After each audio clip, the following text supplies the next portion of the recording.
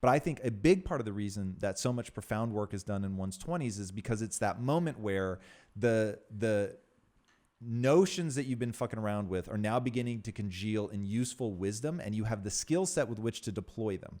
So you've learned all this shit. It's coming together in your head. Your brain is finally developed at the age of 25. It comes together in this highly usable way, but it's not become like calcified dogma yet. So you're still open. Everything is new. You're having these ecstatic ejaculations as you're, mumbling awe into the universe. And it's like you're at this magic moment where you're finally competent, but yet you're still open.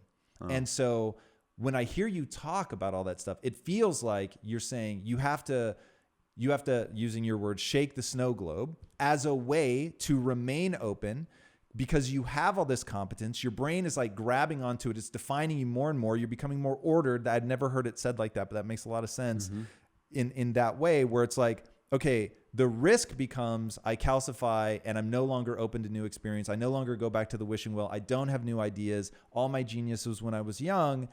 But the calcification actually, like if you think of bones as being your fucking skeleton, you can move around and do shit. So you need enough calcification for your bones. As I said, the ego is necessary. The ego gets the book written. The patterns of behavior that make you effective in the world, no doubt, are necessary.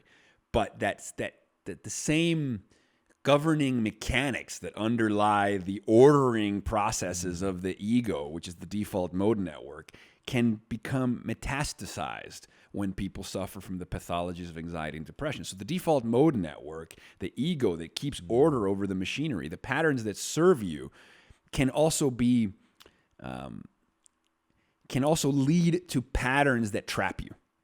Yup. So, right? So the patterns that serve you can become the patterns that trap you if they metastasize, just like healthy tissue can become cancerous when it metastasizes. And so the shaking of the snow globe is a necessary reboot.